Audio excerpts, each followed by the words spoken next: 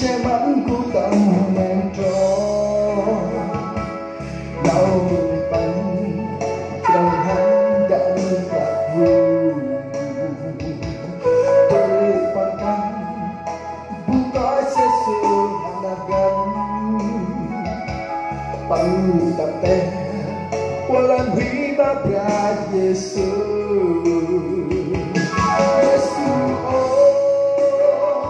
manapay oh share